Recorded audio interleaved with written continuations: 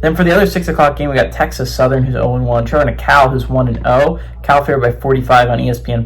Jaron Q. Segapolutelli. That was probably awfully butchered. But, eventually I'm going to get this name if Cal is relevant long enough. He went 20 of 30, threw for 234 yards, 3 touchdowns, 0 interceptions in their game against Oregon State. Brendan Hyde Jr. had 10 carries for 41 yards and a touchdown. Tron Grizzle had 5 catches for 83 yards and a touchdown. Cal's a really interesting football team to me because, again, I expect them to not be the greatest team in the world in the ACC. But they look pretty solid in the game against Oregon State. Now, it could be the fact that Oregon State's really bad, but this true freshman kid actually looks pretty good for Cal. And Cal under Mark Madsen has never been a team to just roll over and die. Again, they went 6-6 last year, but so many of those losses were just such heartbreakers. You could look at the Florida State loss, the Miami loss, the Pitt loss, the NC State loss. I mean, all these games were just like down to the wire. Just like you could feel for Cal that they couldn't find a way to win any of these.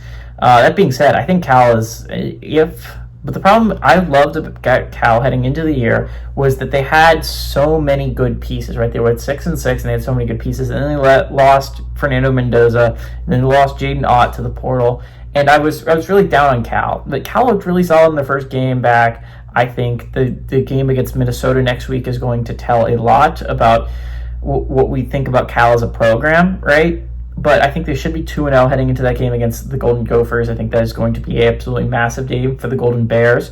If you want to go into that next level, you want to be a dark horse in the ACC, which they have the talent to be able to do, right? If you want to be on the same level as the Pitts or the NC States of the world, the Virginia Techs of the world, the Boston Colleges of the world, which I think Cal can get to that level and just be a mediocre Big Ten team that if things fall right for them, they could be competing for a college football playoff spot. All that being said, I think Cal is a pretty solid team built together this year. I do not think, is it going to be like an insane year? No, I think this is going to be a 6-6 year for Cal. But all that being said, I think that's a win after all the transfers. If you could even have a pretty solid season with a true freshman quarterback, I think that's a win for Cal as they continue to grow as a program, continue to grow that young talent base that they have. 45 points is a lot, but I don't think Texas Southern is very good. I think Cal's offense has shown the ability to be explosive.